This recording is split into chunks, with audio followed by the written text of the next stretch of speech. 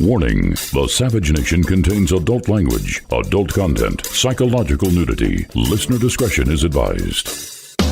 And now, the world's most exciting podcast, The Savage Nation, home of borders, language, culture. And here he is, New York Times best-selling author and National Radio Hall of Fame inductee, Michael Savage. Hey, listen, you mook. None of us asked to be born. None of us asked to be born. This is what's going to happen to you, you mook bum, you. Welcome to the Savage Nation. Now, I'm having some fun today on the show because it's a miserable, horrible day. It's been a black year for me. I knew I never should have bought that book, that yearly planner I get every year. They only had black left. Only the black cover was left. Normally I get a blue one or a red one. I have a daily diary going back 30 years. And they sent me a black one. I knew it would be a black year. What a black year so far. So here we are. And many of you don't know why I'm referring to the year that was and the year that will be. It's because tonight, if you are a follower of Judeo or Christian, a Jewish Christian religion, tonight is the beginning of the end of the Jewish year 5780, the beginning of the Jewish year 5781. It's a big deal. I don't believe in any of it. I only believe in Twitter. All right, well, I can't help you then. I'm not addressing you. I'm addressing traditionalists in the audience. And I'm reading that the town called Corleone in Sicily, known as the Godfather town. Remember, I come from Corleone.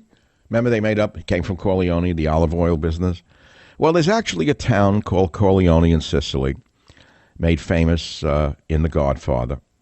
And they've ordered a lockdown in Corleone after a huge spike in COVID following a wedding of 250 guests. Now, the reason I'm showing this to you is because there's a madness in the country. There's a madness in this nation right now where people on one side think that everything wrong with the world and the country is caused by Donald Trump, the new boogeyman. And then there's the other side that thinks Trump can do no wrong, that everything good in the world is due to Donald Trump, that he's as good as a combination of, I don't know, God, Jesus, Santa Claus, all in one. This is called mass hysteria. So Sicily, Corleone, locks down their town after a spate of coronavirus infections were tied to a big wedding there last week. They didn't do it because it had anything to do with Trump. They're not trying to hurt Trump in the election, as many of you MAGAites think. I mean, come on. There's an actual virus out there that's really dangerous. It's not all made up by the left-wing media. Yes, most towns and cities have overreacted. Yes, we know that. But please don't make it all about Donald Trump. Please give me a break for 1 minute. Give me one day off from this madness. Because one day this shall end. Now, I opened the show with a crazy statement. None of us asked to be born. That is the darkest thing anyone ever said to me. About 10 minutes before the show started, I called someone and I started to tell her about some bad things going on in my life. And she's a very, very smart person, the smartest person I ever met. But she's very dark. It's like Margaret Thatcher. So she says to me, well, none of us asked to be born. I broke into laughter. I said, did you come up with that all on your own? And she started to laugh. And this woman does not laugh a lot. We had a great laugh over that. None of us asked to be born, but here it is. This is the best we have, and then let's make the best of it. I said, has anyone ever said that? I never heard it. So because daddy did mommy, we're screwed the rest of our lives? I know it's crazy. The whole thing makes no sense. But here we are. Did you ask to be born? Now, is there any religion that says we are here because we asked to be born? Buddhism says there's reincarnation. That doesn't imply that we ask to be born, right? Christianity says we shall be reborn when Christ returns, right? That hasn't happened yet, right, Jim? Are we still waiting for the second coming? Judaism is as complex as Jews are. It depends upon which Jew you catch and on what day and what medication he's on or not on. One sect of Jews says there is reincarnation. Another one says, don't be crazy, that's Meshugana, there is no reincarnation. So there is no fixed idea in Judaism about reincarnation or no reincarnation. And here we are in the Savage Nation facing an election. That's all you want to hear about. Trump up, Trump down.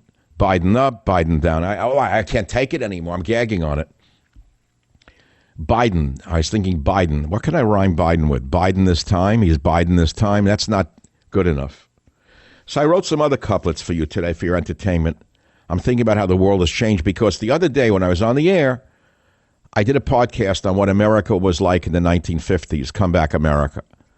And many of you understood what I was talking about. And right away, the left-wing people with very low IQ say, oh, you're a racist. You want the Jim Crow back. I said, that's not what I said. You don't define America in the 50s by the Jim Crow laws or by segregation. That's not a defining element of it. It's a part of the whole.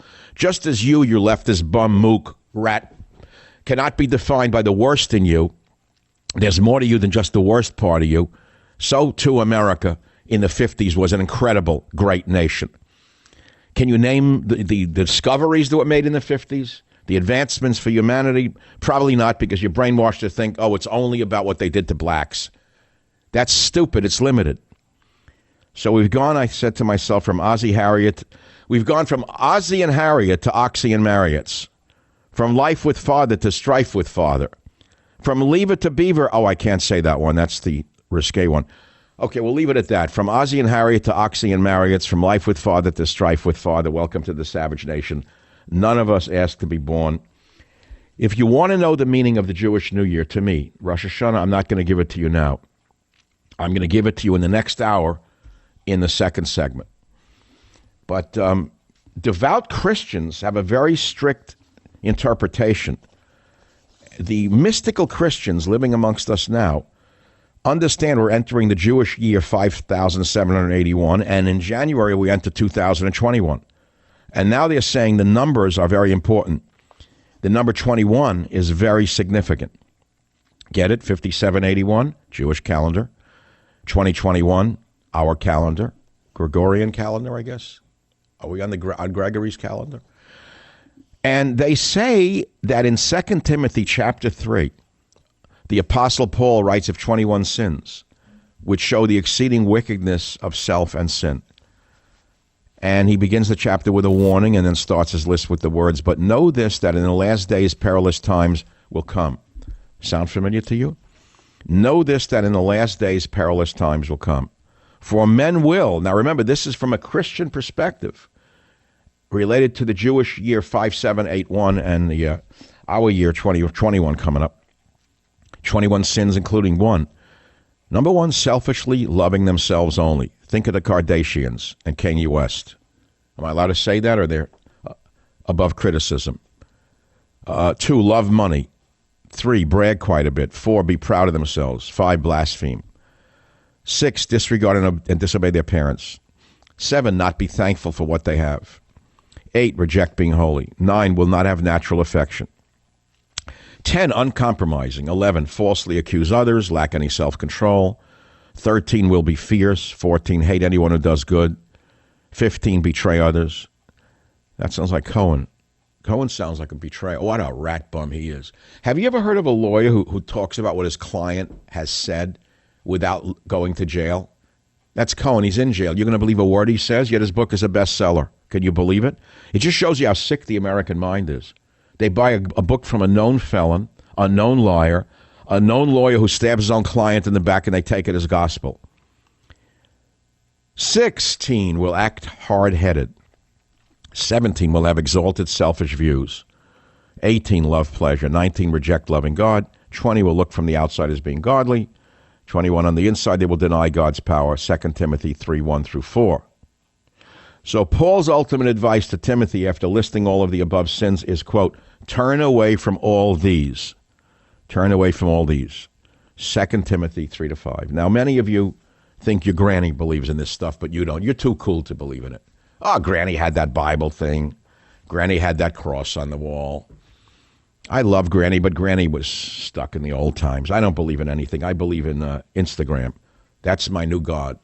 My new God is Mark Zuckerberg, and the new Bible is Facebook and Instagram. Those are the Bibles that the kids believe in today, which is why the world is over. Now, if you want just politics, okay, I guess I got to do it. After all, this is talk radio, and that's all you tune in for. You don't tune in for philosophy, poetry, science, literature. theology. You don't tune in for any of that. You want politics. Plain old politics for the average person. You're for Trump or you're against Trump? Are you for Biden or you're against Biden? That's about it. That's the stock in trade. That's all you want to hear. Don't give me this garbage about God, faith, and reason, Savage. I don't read those kinds of books. Don't tell me about your book, Our Fight for America, the plan for the future and how unless we go down this road, we are finished. Don't tell me about the mobs already winning. Don't tell me that our civilization is teetering. Don't tell me that coronavirus was politicized. Don't tell me a wrongful death of that poor black man in Milwaukee was exploited by the radical left. Don't tell me that America's crippled. Don't tell me real science was abandoned by both sides, Savage. I don't want to hear any of it. Who says you know the truth? How do you know the truth, Michael? I believe CNN. I believe those on CNN know the truth, even though they're caught lying on a daily basis. I believe Rachel Madcow knows the truth, even though she's mad as a bedbug. Rachel Madcow's as bad as a bedbug sprayed with Raid. That's a good roll of is that a good roll of words? Rachel Madcow's as mad as a bedbug sprayed with Raid. And speaking of bedbugs, let's listen to clip number 1, Robert. Crazy Nancy's crazy as a bedbug. Whoa. She's crazy as a bedbug. She decided to make a nice little stop in at the beauty parlor. How did that work out? Not too good. It didn't work out too well. Okay, so he called her crazy as a bedbug, so right away the left-wing media went crazy. Trump calls Nancy an insect. Okay. So what? Nothing wrong with an insect. They have a place on Earth, part of God's creatures. Part of God's plan is to create insects. What's wrong with that, calling her an insect? And by the way, if you call someone crazy as a bedbug, unless you're from New York and the time he grew up, which when I grew up in, that was a phrase. My father used it. His father used it. We all used it in New York. We'd see someone who was a bug job. We'd say they were a bug job. Or as crazy as a bedbug. That's a common phrase. We had monikers for everyone and everything in New York. It was very Damon Runyon-esque. Someone who I refer to, you don't know who he is, but Damon Runyon-esque. You know, like Fast Eddie, names like that. Fat Paulie, Jimmy the Greek. Those are Runyon-esque terms. Damon Runyon, I believe, was a great newspaper columnist who made up names for people. So if you said someone was crazy as a bedbug, that's like a Runyon job. Crazy as a bedbug, right? But it doesn't play today because people don't know this stuff. But Trump is right. She's as crazy as a bedbug. Absolutely as crazy as a bedbug. So now if you want good news, I guess if you're a Trump supporter, I have some good news for you. It even came out in the New York Times. That's strange. I had to read it there used to be a joke in New York. There was a Jewish newspaper, I think it went out of business, called The Forwards, F-O-R. It was a real socialist left-wing newspaper that I think my socialist grandmother read. And I didn't read it. No one read it. Old timers read it. The old trade unionists used to read the Forwards. The people would mock them. They'd say, "Are you reading the Forwards backwards?" That was a joke. Everyone had a joke in New York. Everyone had a quick phrase.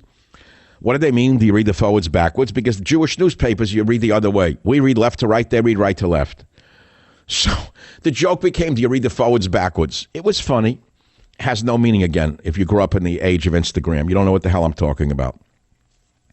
So why should I bother explaining our fight for America if you don't understand it? Why should I explain what America was like in the 50s if all you can see is racism? Why should I explain to you the meaning of the Jewish New Year, Rosh Hashanah, if you don't even believe in anything? Nothing? Zero? So I could stay off politics. I can go on politics. I know most of my audience are not Jewish and they don't care about Jewish issues. But I also know the big core of my audience, the P1 audience, are devout Christians. I know I don't hear from them a lot, but I happen to know that the number one P1 audience, am I right, Jim? Is that still true? Robert, Jim, I think it's still true. Big listeners to talk radio are still devout, fundamentalist Christians. God bless all of you. So if you would like me to continue drawing together from many, many different sources, religion, tell you about Rosh Hashanah, read from the Christian perspective, entering 5781 in 2021, I can do it. And then I will also throw in why Trump is leading among Hispanics. And it's a weird one because it came out in the New York Times and they try to twist it. It says he's moving up in Hispanics. Hispanics are following a path not so different from earlier European immigrant groups like Italian and Irish Americans. As they assimilated, they became less reliably Democratic. They voted for FDR and then they voted for Reagan. And what's happening now is Hispanics are moving towards Trump. And there's a number of reasons for it that you will not get from the propagandists who should be deported on CNN. Savage. I hope you're ready for what's next. Here's what's likely coming. More food shortages, power outages, grocery stores closed, and social unrest. Okay, so ask yourself a question. Do you actually have enough food and supplies on hand to last at least 30 days? The harsh reality is most Americans do not. But you can avoid the panicked masses in a last-minute rush just by ordering your 4-week supply of emergency food from mypatriotsupply.com. It's that simple. You can put it in a closet, a cool, dark place. You just go to mypatriotsupply.com. Starvation and dependency on the government are your only options when you fail to plan ahead. What are you going to do, go on a food line? Why don't you avoid the pain of being unprepared? It's a simple solution. Go to mypatriotsupply.com right now. Build your emergency food supply with meals that last up to 25 years in storage. And by the way, it's shipped discreetly to your door. No one knows what's in the package, so the delivery man can't steal it. Folks that know what's coming are using today to prepare for tomorrow. And there's still time for you to do the same. They've just gotten new supplies in. That's mypatriotsupply.com. The original Patriot Preparedness Company.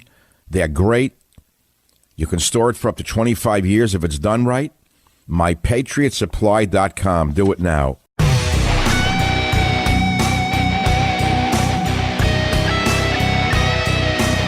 I'm going to run out of time. I can't catch my breath here. I'd like to talk now for 20 straight minutes.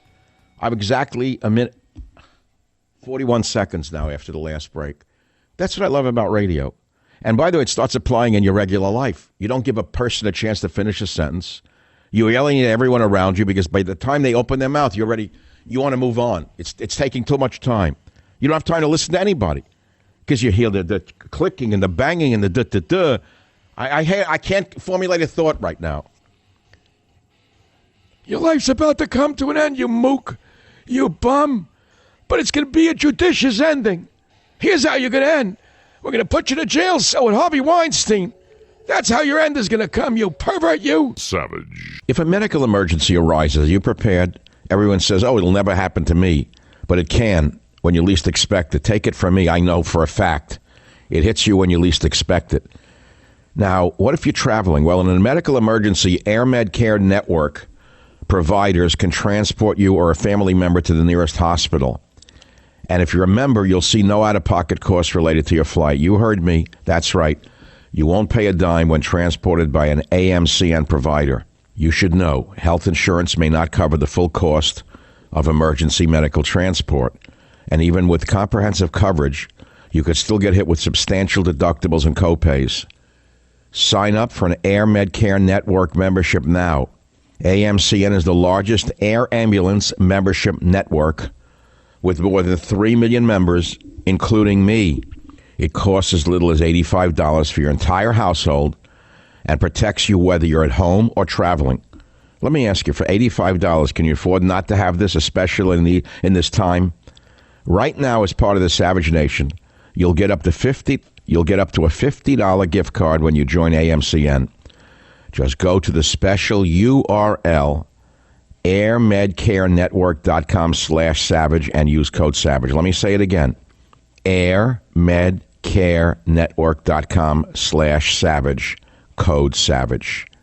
airmedcarenetwork.com/savage, enter code SAVAGE.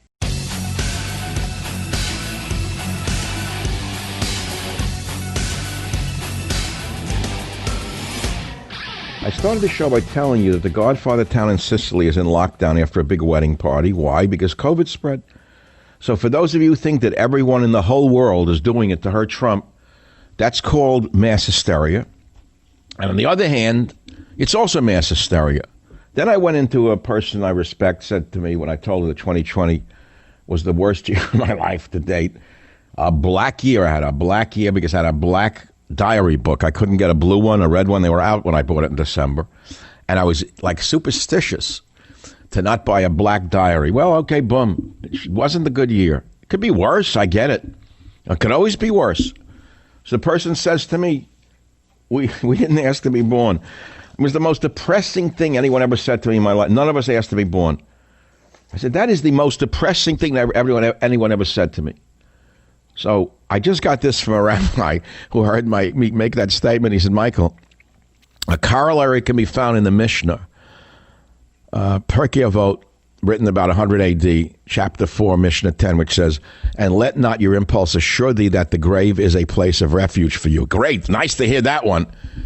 For against your will were you formed, against your will were you born, against your will you live, against your will you will die, and against your will you will give an account and reckoning before the King of the Kings of Kings, the Holy One, blessed be He. Nice.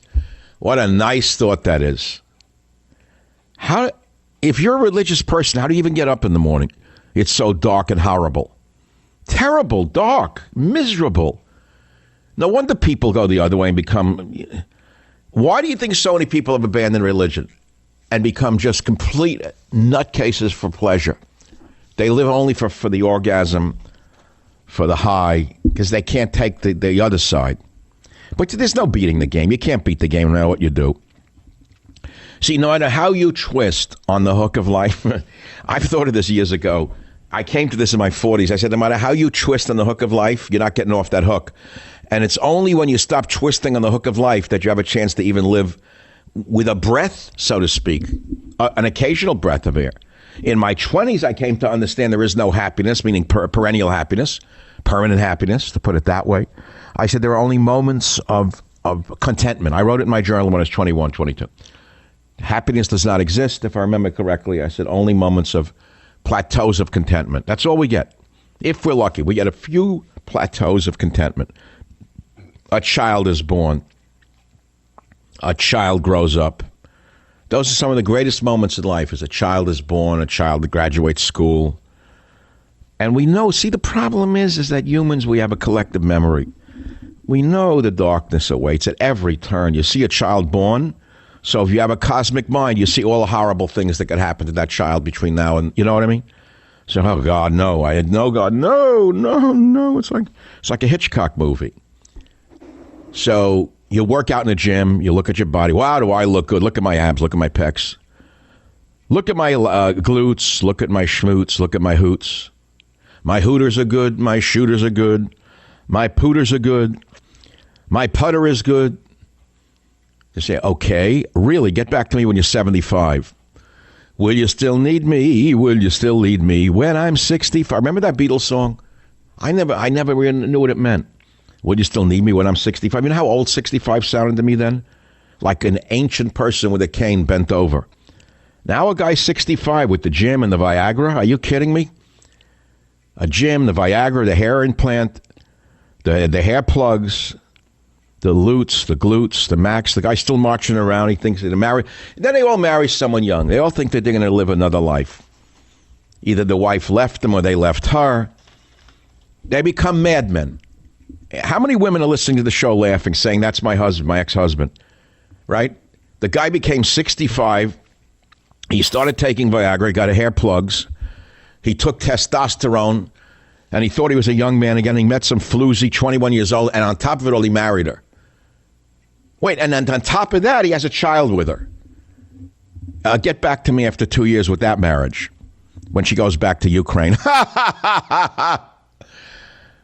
You know, those Ukrainian women, that's the whole thing about them. At 18, your knees go weak. It's like, oh, my God, look what he created.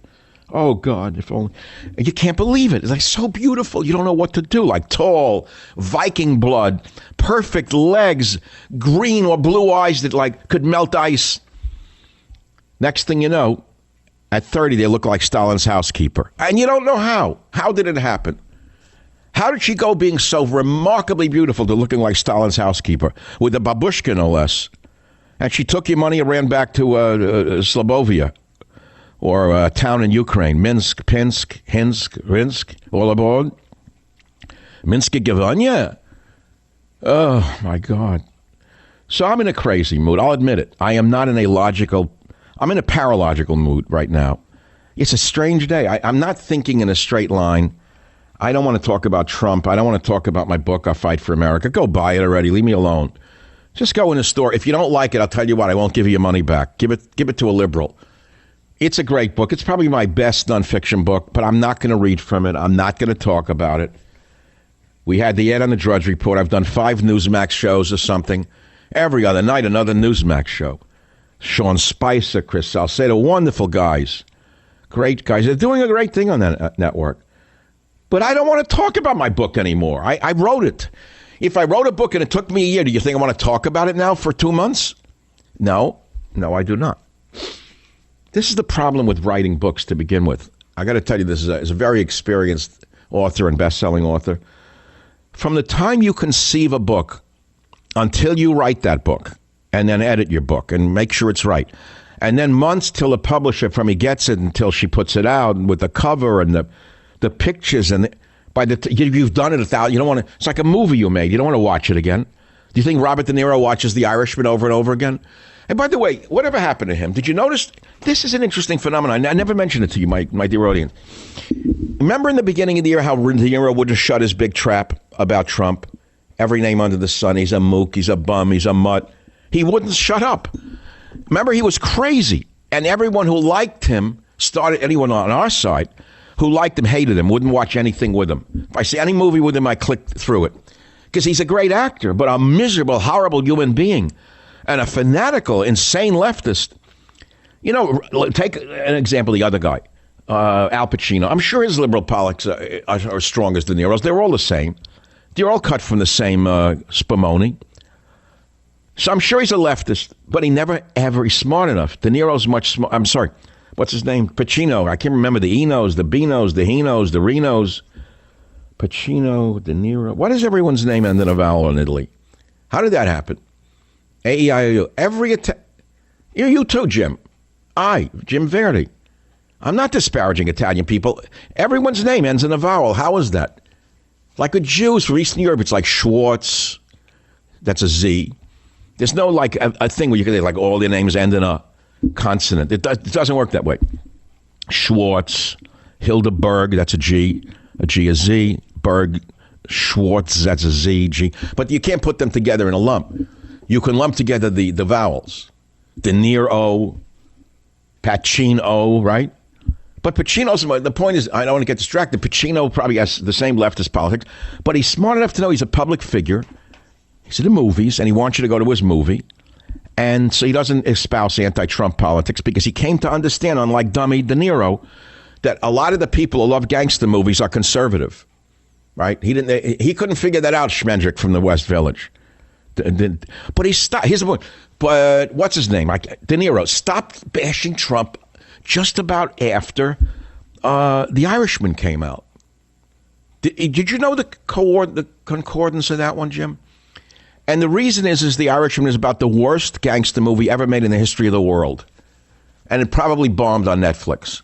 And then someone probably sat him down and said, listen, hey, De Niro, you're a big guy. You got the Nobu restaurant chain, which is in the toilet now, because you wouldn't shut your mouth and you didn't figure out that 50% of the customers or more are conservatives with a bashing Trump. So the Japanese guy probably said, shut your mouth and we'll throw you out on the disparagement clause. Okay, so he still wouldn't stop. But now when the Irishman comes out, maybe it bombed and he stopped bashing Trump. I don't know, but I haven't heard him bash him lately. Maybe I'm mistaken. Why are you wasting valuable airtime not talking about Donald Trump? Why are you not saying Trump is the most brilliant man in the history of the world, including Jesus Christ, Moses, Abraham, Isaac, and Muhammad? Why are you not saying that? He's so blatantly stupid. He's a punk. He's a dog. No. He's a pig. He's a con, a artist, a mutt who doesn't know what he's talking about, doesn't do his homework, doesn't care, thinks he's gaming society, doesn't pay his taxes. He's an idiot. Colin Powell said it best. He's a national disaster. He's an embarrassment to this country. It makes me so angry that this country has gotten to this point, that this fool, this All right, but we haven't heard that since the Irishman bombed. That movie was like 17 hours long. It should have been 40 minutes. You know, the painter, the house painter. You know, even Nancy Pelosi referred to the house painter. I didn't like that. It scared me a little bit. She threw it out at someone. She said, well, we'll get you a house painter. Oh, I didn't like that one at all. Remember that? That was a frightening statement. Woo. Forget about it. I mean, she said, oh, get you a house painter. You know what that's about. Meaning a house painter. When he shot someone, their blood shot all over the walls, right? So he called himself a house painter. Why would Pelosi say to one of the people she didn't like in politics, we'll get you a house painter to come over? Oh, that scared me, man. I didn't like that one. No, got to do a lockdown on that one. Here we are. Oh, so I got distracted a little bit. Why Trump is leading among Hispanics. Do I have a second now to work in politics, Jim? My mind is very distracted today. It always happens around religious holidays with me. My soul is extremely spiritual. And what happens is the soul takes over my mind around these heavy holidays. And already, like from a couple of days ago, my mind starts to be moving towards the eternal, moving towards the religious, moving towards the bigger questions. And what happens is you mix together the two and you wind up like when water comes in and out, the tide is changing. Do you ever see what happens when a tide is changing? How the water changes form near the shore. One current goes on, the other current's over it, one to the left. That's what I am right now. So if it doesn't sound like a regular broadcaster, I'm not going to apologize. I'm a regular broadcaster. And I'm working it all in together for you in my own John Coltrane way. And if you don't like jazz, then you're listening to the wrong show.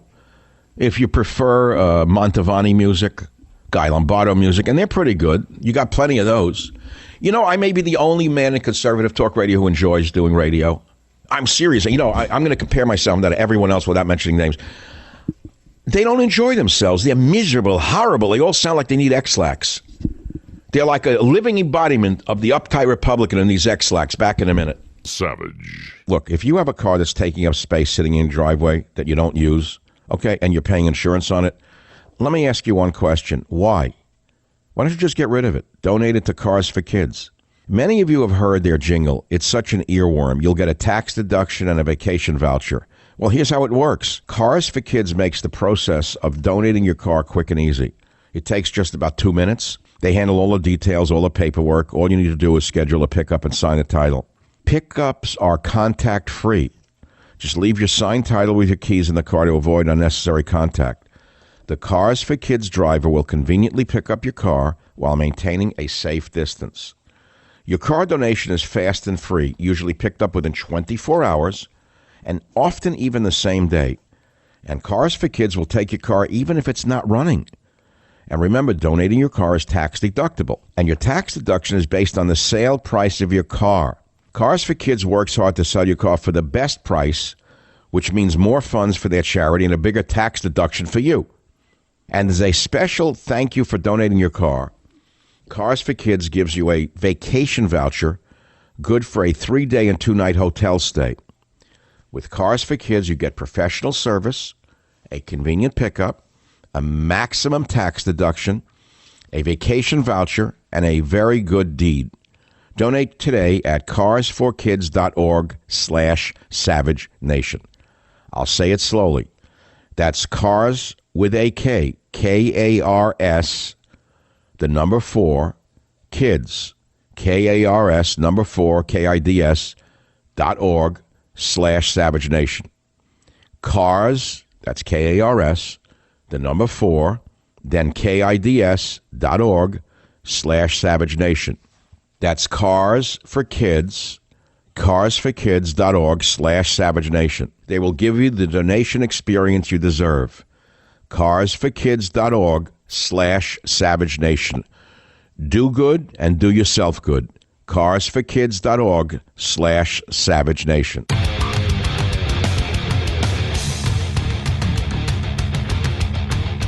It is the Savage Nation.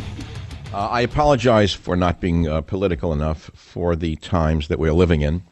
I realize there is an election coming up very shortly, and I'm supposed to sit up here and bang the drum slowly, but I'm not going to do it right now because I'm into a state of thinking about God and the meaning of life beyond radio. And speaking of that, I may as well lay it on the line right now. I'm not sure what I'm going to do in the next year. I'll be very blunt with you. I've hinted. Let's put it to you this way. The wonderful people who syndicate me have not disclosed whether or not they wish to extend my contract at this time. And I don't know whether I want to work anymore in this field. I may just do podcasts. I'm not sure what I want to do because the business is not the business I grew up in. I've been in this business for 26 years. It used to be fun. It was always very difficult, very demanding, very hard.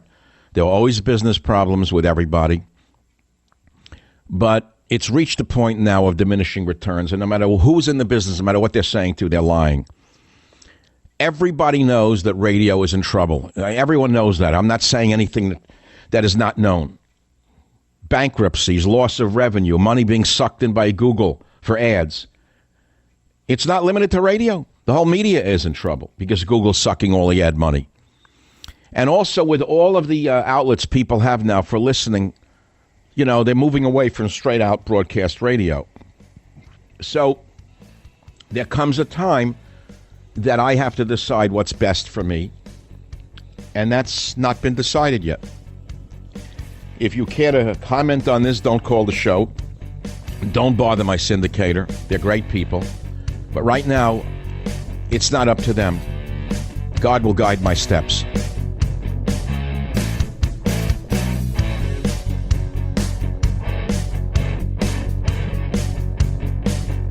The Westwood One Podcast Network. I want to talk about Rosh Hashanah, which means the head of the year. All it means is the head of the year. It's the Jewish New Year. What does that mean to you? Probably nothing. But what it means to the world is that there's been a contiguous civilization for almost 6,000 years. Despite all of the adversity, there are those amongst the Jewish people who have maintained the traditions and kept them alive. Almost 6,000 years of the traditions of the Jewish people. So when you say Judeo-Christianity or Judeo-Christian society, I think you need to study a little bit more about what the word Rosh Hashanah means. It's actually a very happy holiday. It just means the head of the year. And what it means to the religious out there, Christians or Jews, it reaffirms the special relationship between God and mankind. It makes us remember that we are dependent upon God as our sustainer and creator. But it also reminds us that God is dependent upon us because it's we who make his presence known and we who make his presence felt in the world. Without us, God could not exist on this planet. So it's a very big two-way street. Now, what happens on Rosh Hashanah is very important to the believers. This begins what are known as the 10 days of awe. What happens between Rosh Hashanah, which is a happy celebratory holiday, ends on Yom Kippur, the day of atonement, the day of fasting, where people beg God for their forgiveness for all the sins they have committed or might have committed or would commit or whatever. It's a very heavy day, a very sad day. But during this 10 days, known as the 10 days of awe, Jews believe that all people of the world pass before God like a flock of sheep. And in heaven, in the court of heaven, it's decided who shall live and who shall die, who shall be impoverished and who shall be enriched, who shall fall and who shall rise. So religious Jews might have been seen going to a body of water. That could be a lake, a river, just a body of water. And they go and they throw bread upon the water. Many songs and poems were written about that. And what the religious Jews do is they throw bread into the water where there are fish. Because water symbolizes kindness, and fish have an ever-open eye, which corresponds to the 13 divine attributes that God has commanded us to follow. And so we're supposed to throw bread into water where there are living fish. And then they say a simple prayer. And please indulge me for a minute, because I want you to listen to how political this religious prayer is that is said today during the Tashlich prayer. You'll see how political religion has become. The prayer goes like this: Who is a God like you, who pardons iniquity and forgives transgression? For the remnant of his heritage, he does not maintain his wrath forever, for he desires to do kindness. He will again show his mercy. He will suppress our iniquities. And you will cast all their sins into the depths of the sea. Show faithfulness to Jacob, kindness to Abraham, which you have sworn to our fathers from the days of yore. From out of distress I called to God. With abounding relief God answered me. The Lord is with me, I do not fear. What can man do to me? The Lord is with me among my helpers, and I will see the downfall of my enemies. And it concludes with these two prayers. It is better to rely on the Lord than to trust in man. It is better to rely on the Lord than to trust in nobles. The last phrase is of particular importance to people who are extremely political. Never, ever trust a politician. It was taught to us from biblical times. They are not to be trusted. It is better to rely on the Lord than to trust in nobles. Do you understand that? So that's one of the foundations of this Rosh Hashanah holiday, that you may see religious Jews in your neighborhood not know what they're doing with the black outfits, throwing bread in the water. You think they're nuts. Meshuggah, what are they doing?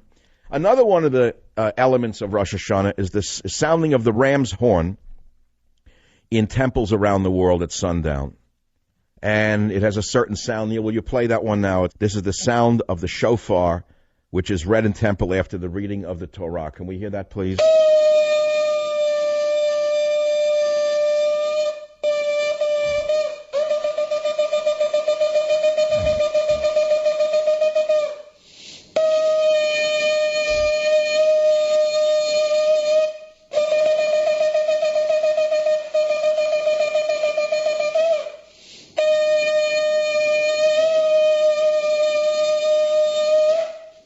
What that is an attempt to awaken the congregants from their slumber, awaken them to the fact that another year has passed and another year is about to begin. But more than that, in my interpretation, it's a very deeply mystical sound, the blowing of the ram's horn. The mystics, the Jewish mystics who study the Kabbalah, believe that angels are formed from the blowing of the ram's horn. And these sounds, the tekiah and the shevarim, the teruah and the tekiah, all of these sounds ask the angels to intercede favorably on our behalf to atone for all of our sins. And we're asking God to hear our voice, to help us live in kindness, no matter what has been done to us, no matter what has befallen us this day or the day before, whether it be physical or financial or personal or in your love life, or you lost a mother or a father or a child. You're saying to God, I still love you. I understand that I rejoice in your word like one who finds greatness anywhere. And thank you for giving me the wisdom to understand you, God, because it takes great wisdom to understand God. It's not that easy to understand God. In fact, in an age of cynicism, it's very difficult to show any belief in God. People are very cynical today. But you should understand that many people around the world, Jewish or Christian or other religious people, have called to God in their days of distress, and they can tell you over and over again with absolute certainty that God answered their prayers. I'm not going to go into a schmaltzy story about my life, but it happened. It happened, and it's very important that I tell you that I personally know that God exists, precisely because we can't see him, he exists. That's what human beings need. And so, therefore, as I say to you, religion is paramount to our society and to our civilization. And so, since the primitives who believe in religion amongst the Jews, beginning with Rosh Hashanah and the 10 days of awe, they believe. Even the most cynical actually probably has a semblance of memory of being a child, during which the father may have said to him, mind your step, son, you're entering God's temple, and over the next 10 days, God is going to judge you whether you're written into the book of life. Like, oh, man, okay, I'm young, I'm 8 years old, I don't want to be wiped out. You watch your step, you blow that nose, you brush those teeth, you do your homework, you don't tell any lies, you polish that apple for your teacher. Do everything right over these next 10 days because God is watching. So the child, believes in that. Then you become a man, you become cynical. Who believes in that? That's for a kid. And yet there's an awful lot of adults who actually believe God is watching them in these days. So they do certain rituals. They blow the shofar. And they say, blessed are you, Lord our God, King of the universe, who has granted us life, sustained us, enabled us to reach this occasion. Well, what does that mean? What do you mean God has granted us life? What do you mean sustained us? Isn't it welfare and food stamps that sustain us? What do you mean God has enabled us to reach this occasion? Well, to some it is, but to most there actually is a God. And they do ask God to inscribe them in the book of life. But what's a very interesting fact that you don't know is that during the Rosh Hashanah period, when the men are praying and the women are praying, they say in Hebrew, remember us for life inscribe us in the book of life for your sake, O living God. So you're saying to God, for your sake, inscribe us in the book of life. What does that mean? Why would God want us to be in the book of life? Why does he want us to live, not to die? I say this is one of the most important questions that I, as a spiritual man, could answer on the radio from my perspective. Am I a rabbi? No. Am I a holy man? No. Am I asking for a donation? No. Am I selling you a survival item to cash in on it? No. Am I selling you a Savage Bible? No.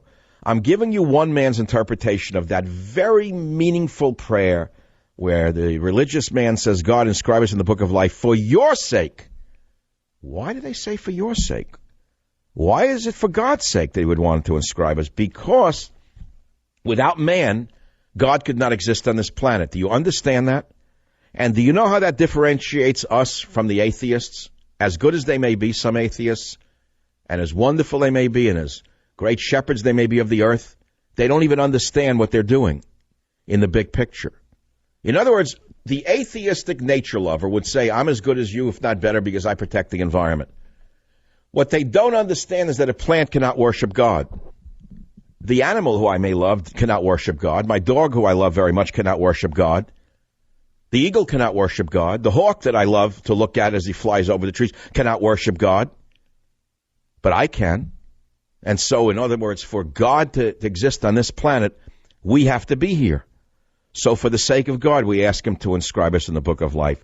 And that's my revelation. I'm Michael Savage. I'll be right back. Fans of the spoken word, welcome.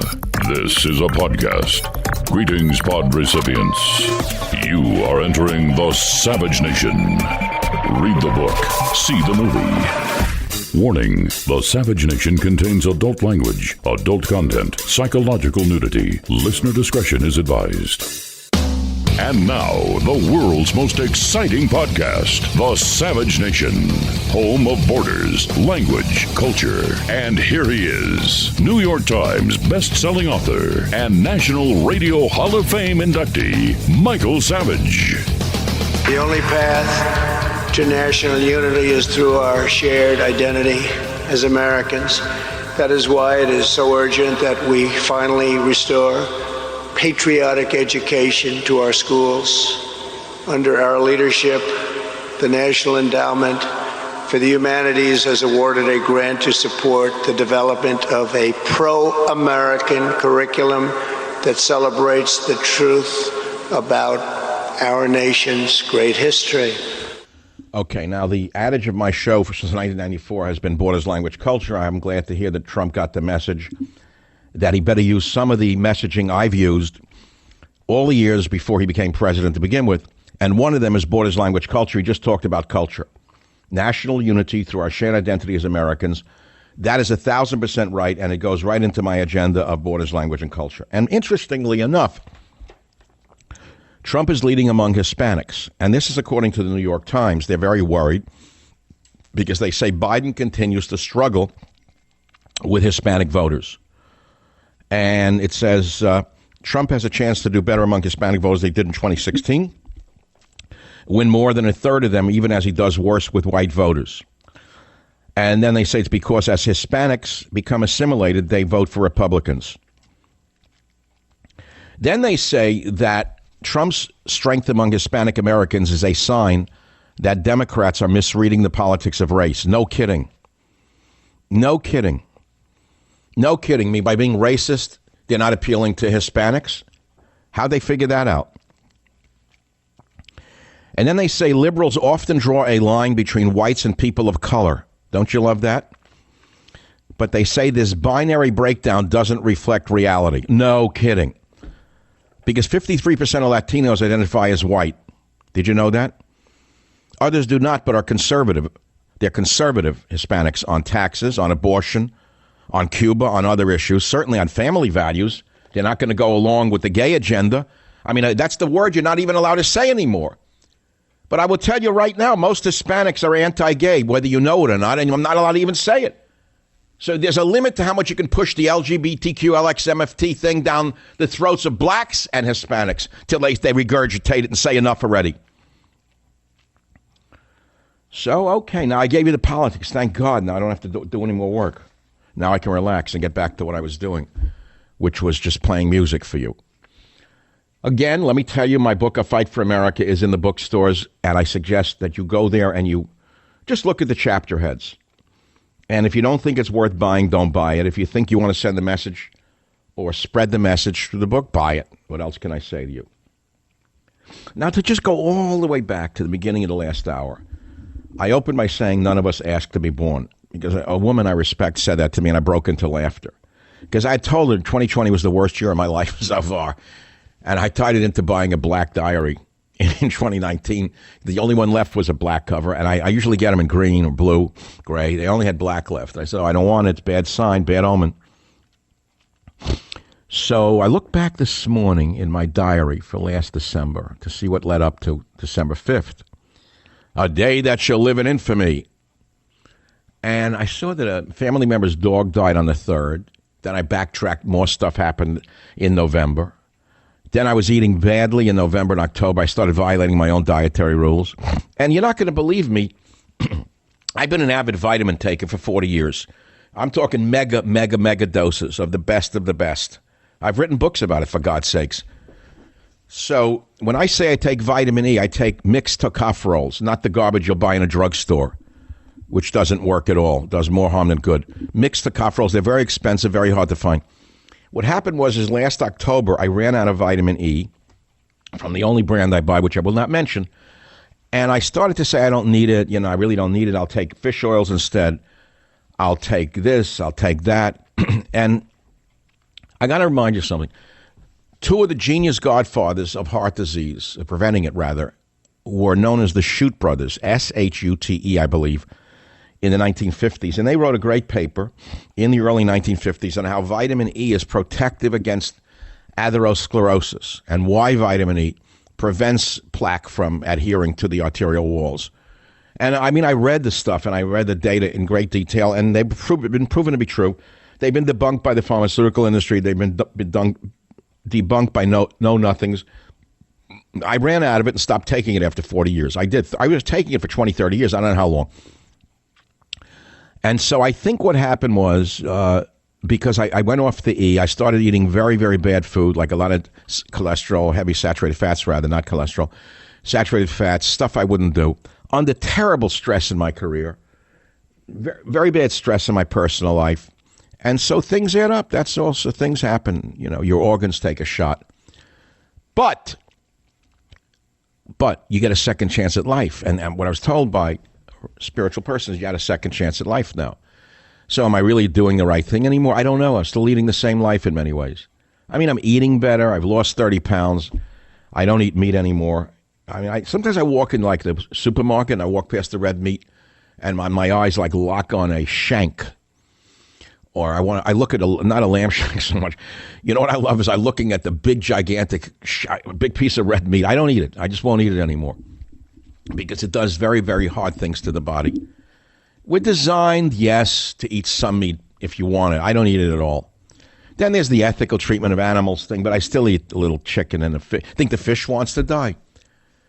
Watch a fish pull out of the water. Its eye looks at you. It doesn't want to die either.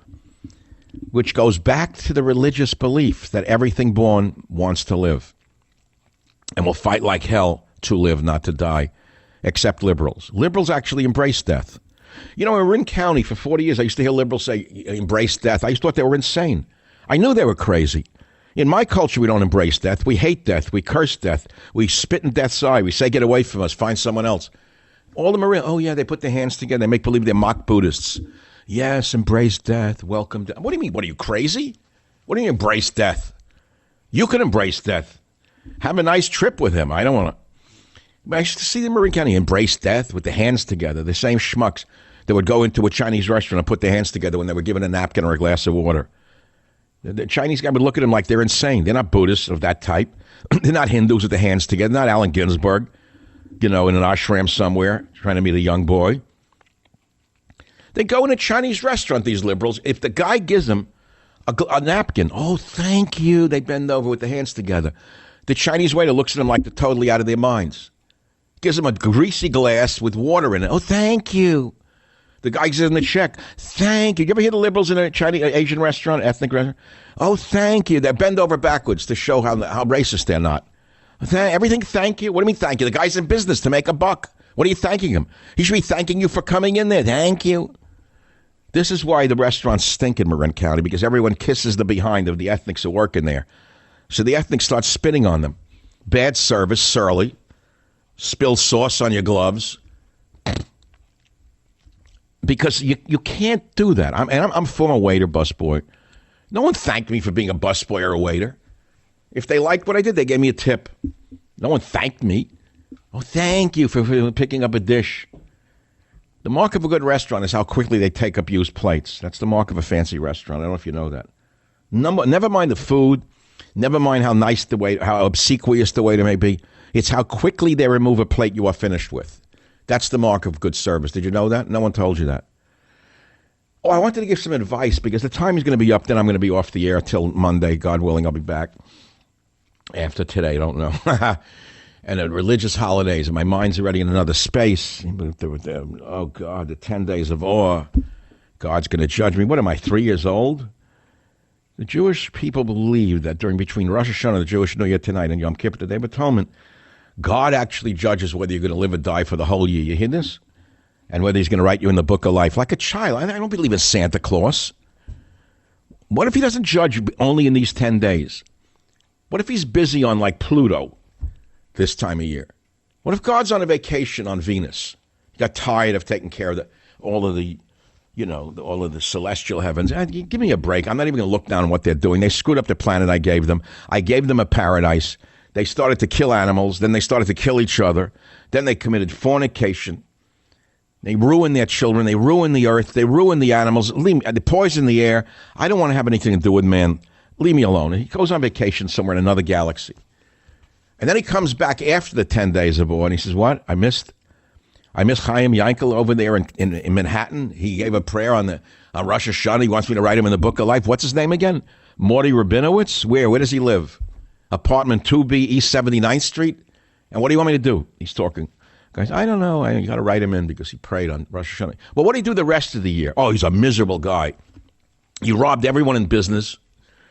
He was horrible to his wife. His children hate him. He didn't give his mother any money. And he wants me to write him in the book of life because he went and he prayed on Rosh Hashanah. Are you kidding me? What do you think? I'm stupid? I'm God, man. I'm not that naive. No, tell Morty I'm not writing him in this year. How am I going to tell him that? You got to tell him. I don't know. Get down to him. Go to apartment 2B and ring his bell. So the apostle goes down to earth, goes to East 79th Street with a mask on because it's COVID. It's COVID time. Bing bong. Who's there? Who do you tell him? I'm an apostle for God and he's not writing you in the book of life? It's not going to work. So how do you do it? I don't know. There's a good show on Netflix. It's a little bit related. Don't think my mind's just jumping around. And it's called The Paramedic. It's made in Spain, produced in Spain. I love movies from Spain. I've enjoyed Mexican mafia movies because they're violent and full of life. But I got tired of it. So I watched Spanish movies made in Spain. They have great films from Spain. And I like the Castilian Spanish because I grew up speaking it. 7 years I studied Castilian Spanish. And it's frankly not easy to understand Spanish spoken from other countries in many ways. Like many of you don't understand me because I'm from New York, not from America.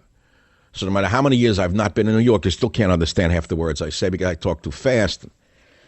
So Spanish, when spoken in Spain, is different than Spanish spoken in Guadalajara. Not knocking it. It's different.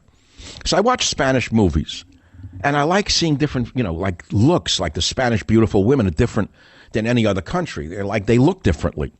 The beauties are dark-haired, dark-eyed. They're not all blondes from Brentwood. Okay, so this movie's called The Paramedic. I'll make it short. I don't want to promote a movie. I'd rather you read my book or Fight for America. So it's about a guy who's a paramedic in Spain. Young guy, good-looking guy, and he's a real bad guy. He steals stuff from the people in the ambulance, like their sunglasses, their rings, stuff like that. If someone dies, he'll rip something off from their money or a watch, and he'll hawk it. And he's like living with a gorgeous girl. She's like 19. She's a student. She's French, but she lives with this guy and she loves him. They have a very, very passionate relationship. It's actually beautifully done to watch this young couple, but they live in a housing project. They're poor. So as the plot is written, His ambulance gets into a crash. It turns over. And the next scene is he's in rehab. He's crippled. Now he's crippled. He has no movement of his legs. Now it's him back in the apartment with his beautiful girlfriend, and she's got to take care of him, okay? Meanwhile, she don't want to take care of him. Can you get me a fork? Can you get me a knife? Can you wipe my face? So already you see where this is going to go, right? So he becomes not better, but worse. He doesn't become better because of adversity. He becomes worse, which leads me to a political point or two. Now, one of the political points is this, which is that Somerset Maugham, the great English writer, wrote many years ago that in his experience working in the hospitals of England, and I'm talking probably in the 20s, he said in his experience, poverty never ennobled man. He said poverty never made man more noble.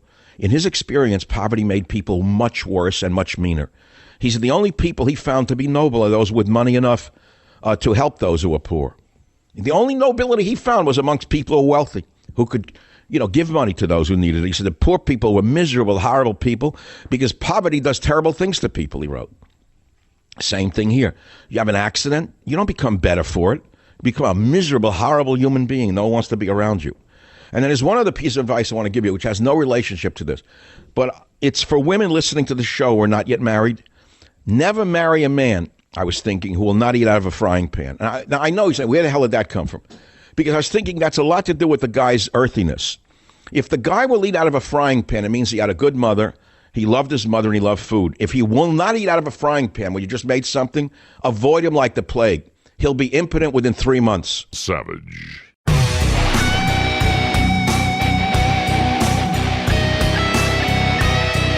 It is the Savage Nation. Look, I apologize in advance. None of us asked to be born.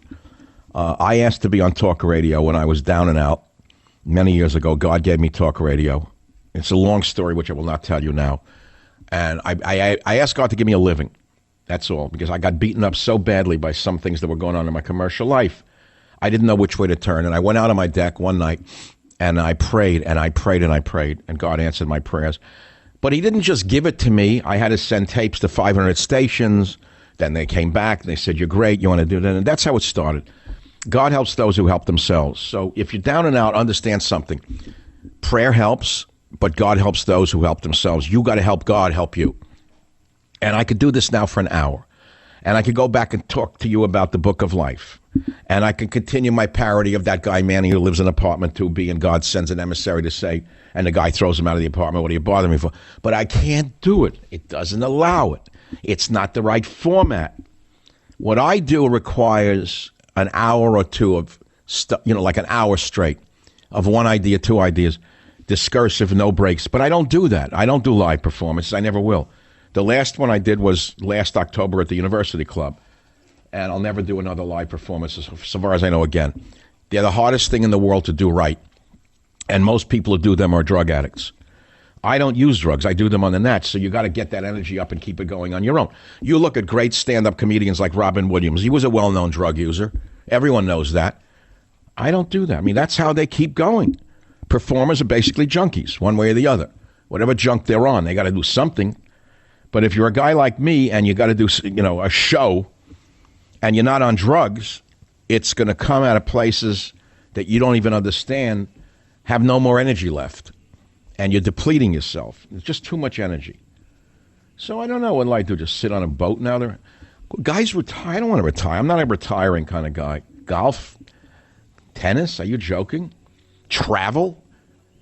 No. This is my travel. This is my golf. This is my tennis. This is Michael Savage. Savage.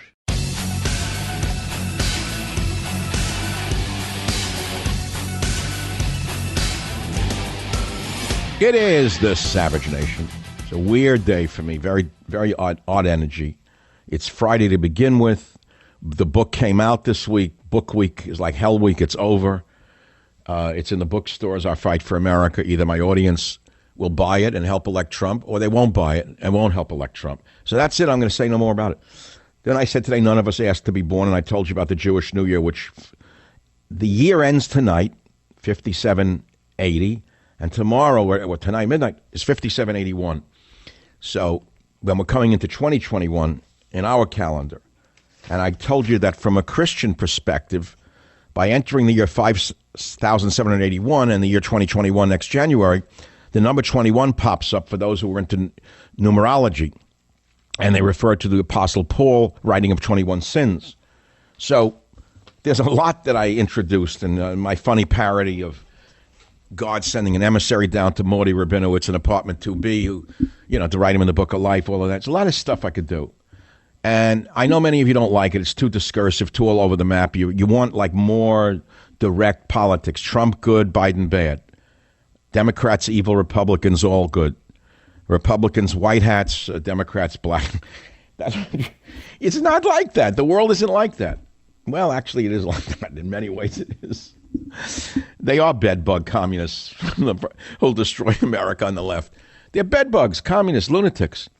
How do you go in a synagogue today and you got liberal Jewish people supporting Black Lives Matter when BLM is anti-Semitic, anti-Jewish, anti-capitalist, anti-American, and they're BLM? They are bedbugs, a lot of people. There's nothing you can do about it. So here's what we're going to do. We're going to play caller games now. I'm going to have you on the air. My loyal assistant, Ryan O'Callahan, has a timer in his hand. If you get on the air, you get a free copy of Fight for America, and you have only 45 seconds to make your point. So don't say, hi, Mike, how are you? So 45 seconds. Ryan, are you ready? First caller up, John in Seattle, line 6. You're on the Savage Nation. Go ahead, please. Michael, I'm standing in my recording studio. I'm giving your solo with words today a standing ovation. Here's why. You, sir, have the mind of one of the greatest any jazz musician out there. Here's why. You know your history.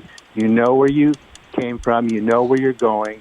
You have the ability at random to move and sift and weave your thoughts and your ideas with your words, just as Charlie Parker and Coltrane and Miles can do it through their horn. I know what I'm talking about because I'm an international jazz musician myself. And, boy, you're just amazing, man. Amazing. Hold it. Okay. Wait a minute. First of all, how can a guy say thank you and hang up on a caller like that? That's number one. So you're a musician and you understand that I'm a vocal musician. That's good. Here's the problem. Talk radio today is not really interested in my kind of performance, John. They're used to something else. And I'm not trying to denigrate, make myself better. I'm different. And talk radio today is into something so different from what you described. They don't even understand what I'm doing. People who run the business, people who advertise in this world, they don't understand jazz, nor do they even like jazz. I don't think they even understand or like jazz music. You think they would? If Charlie Parker were alive, he couldn't get a job today. Yes, that's right. Is jazz popular anymore at all? In some parts of the world, like what? Probably in France, probably somewhere in a district of Paris. In Europe, in Italy. Right, in Europe they would understand jazz. They don't. In America, no. When you got people who are not even musicians who are at the top of the charts, and their only claim to fame is they rub their crotch and they have a girlfriend who, well, let's stop right there. It's a family show. And they got unlimited publicity from the vermin in the media. You don't stand a chance to do actual music. Hey, look, let me send you a copy of Our Fight for America. Thank you. I'd love to talk with you a lot longer, but we've gone almost 90 seconds. Okay, next caller, 45 seconds or less. Ryan, hit the timer when I get the next caller. Here is a man or woman named Bright in Wyoming. Mr. or Mrs. Bright, welcome to the show. What's on your mind? Hey, Bright, Mike, are you there? I appreciate your struggle. I was a former CPA, and I walked away from everything. Wait, you were a former what? CPA. Okay, certified public accountant. You left everything. And what did you do? I was a playwright in college, and I was offered a full ride scholarship to NYU. Turned it down because it might corrupt me. And I'm so glad you're struggling with everything you're struggling with. No, I'm not. I'm not glad I'm struggling. I prefer not to struggle. No. So are you working these days as a CPA? No, carpenter. Carpenter, like Jesus. Are you happier as a carpenter? Working with wood. Yeah, you like working with your hands. At least you know when you drive a nail, you know whether you drive it straight or crooked. There's no ambiguity in carpentry. Either you cut a board straight or you cut it cockeyed. Either you drive the nail straight or you drive it crooked. Either you hit your finger or you hit the nail. It's very clear when you're working with tools. Stay on the line. You get a free copy of our Fight for America. You know, when I default at night on TV, I watch car shows. I go to the channel where you see the Eddies out there. They bend the iron, pipes fall down, motors come out, parts go in. And you know, these guys are the guys who make America work. They make things. Either they do it right or wrong. If it doesn't fit, it doesn't go in the engine. If the pipe doesn't fit, then they pull it out. So they know what they're doing. They're not like a Democrat in the sense that no matter what they create and it doesn't fit, they keep making it anyway. They let a bum crap in the streets and you tell them your social policies have failed America, failed the city. More bums crap in the street. They don't change their social policy. A forest fire almost burns the wine country to the ground 2 years ago. And you tell them it's because you didn't clear the deadwood. They still don't clean the deadwood. Again, a fire, and everyone almost chokes to death. Do they change their tune? No. Socialism has been tried. People have died. People go broke. People go hungry. Doesn't matter. They're still pushing it. A bum like Bernie Sanders comes along. Whatever he's professing has been tried to kill people around the world for hundreds of years. Hundreds of years what that mook bum loser, jealous man has put into the minds of the young. And it doesn't stop people from trying it again, over and over again. People don't listen. That's all. Hey, do you got any good, do you have Charlie Parker for a minute? I want to hear it. I want to get my mind back into the upper vibe of Charlie Parker, which is the greatest, one of the greatest. Of course, there's others that I love, too. I love Dizzy Gillespie. If you want to play Gillespie, A Night in Tunisia is a killer. Oh, what a piece that is. Some of it is really good. Sometimes I wake up in the middle of the night hearing music that I have never written because I don't write music. And so what I write is jokes instead.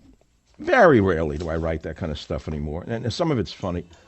Then you wake up in the morning and it's awful. From the eagle to the beagle. I'm not going to do it. That's Dizzy. Isn't that Dizzy Gillespie? A Night in Tunisia? Oh, come on. Now, he couldn't sell this today. If a guy comes along today to a recording company and he comes up with a piece like this, they throw him right out of the door. They don't even let him in. Some moron who grew up on like an iPhone. Well, who is this bum? That's what he's playing today? I'm going to listen to that. No one will listen to that. Or Charlie Parker. They couldn't make a living today. But that's the story. That's the story in a nutshell. That's what it is.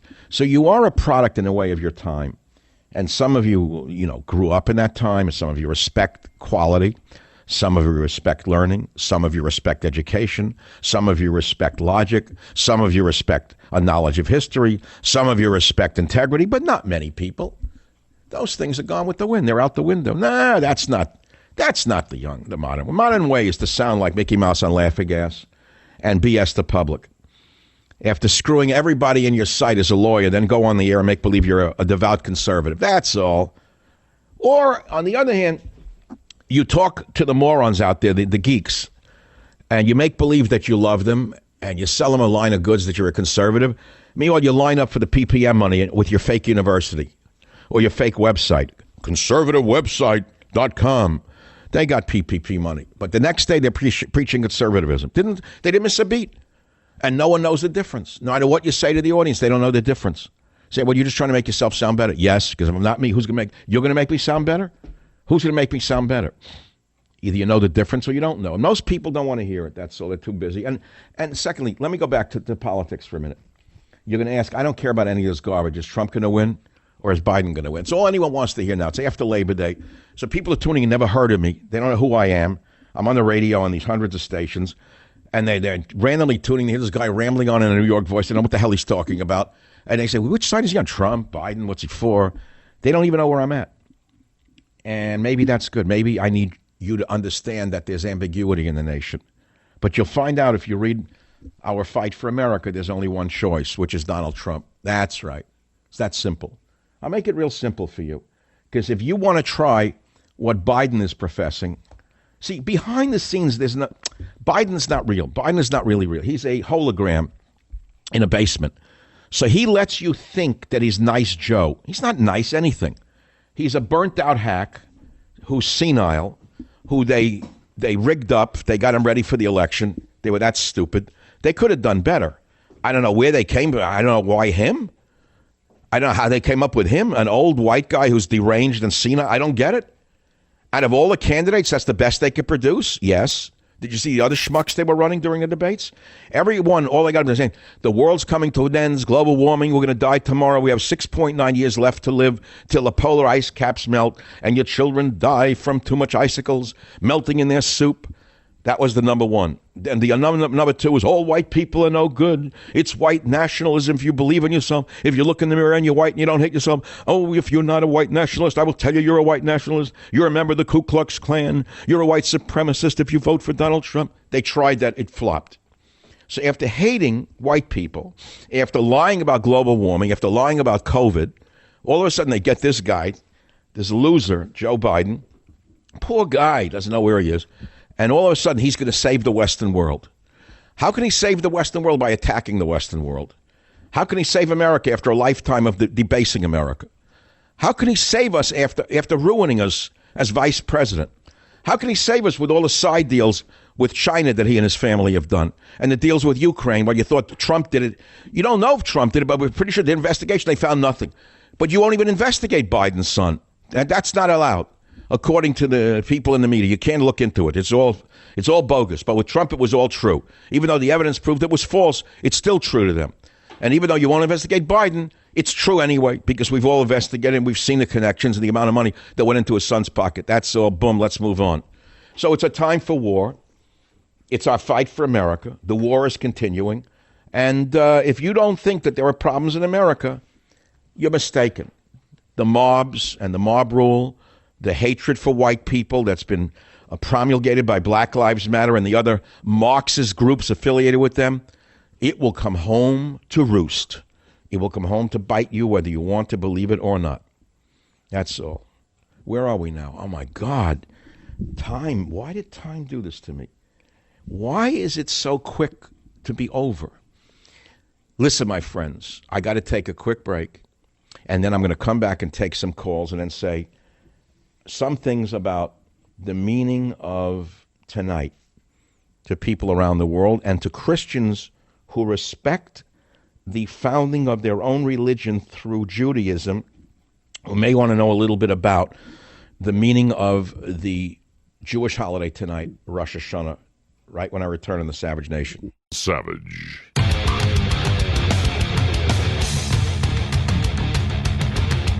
I like to tell you, I can't say anymore because you're going to say it's self-serving, and it's a violation of belief to think I'm so great. I'm not that great. I'm good. I'm good at what I do, and that's all I am, and that's all there is to it. I can't be overly proud of myself. I can't brag over and over again. I can't disregard other people's talents, but I will tell you this. I do something different than anyone else in talk radio has ever done or will ever do. That's all I'm going to say. So today's show is called Why Trump is Up Among Hispanics and the Meaning of the Jewish New Year. The year 5780 ends tonight, and 5781 begins at midnight. So, I mean, local, midnight for whatever. And so we didn't get to the meaning of the Jewish New Year. It's going to be on the podcast. And if you like the discursive nature of my show, and if you like when I get into my mood states, my jazz mind, this is the show for it, because I haven't been able to do it in a long time. I feel free is what it comes down to. At the end of the day, book week is over. I've passed a certain point in the year that's been an uphill struggle on several different levels, and I feel like I'm coasting now. And so my mind was freewheeling, what it comes down to. And those have always been the best times for me on radio, going back all these years that I've been on radio.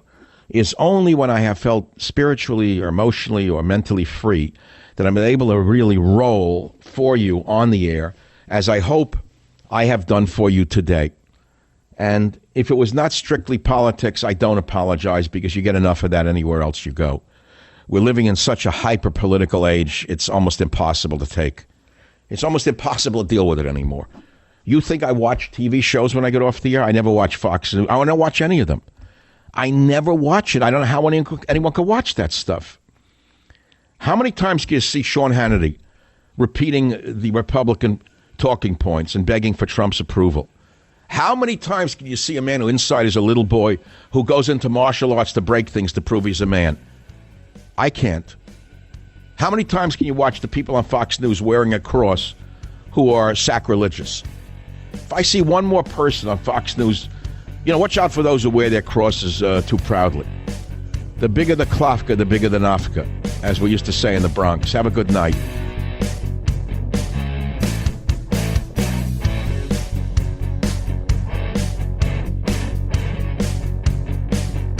The Westwood One Podcast Network.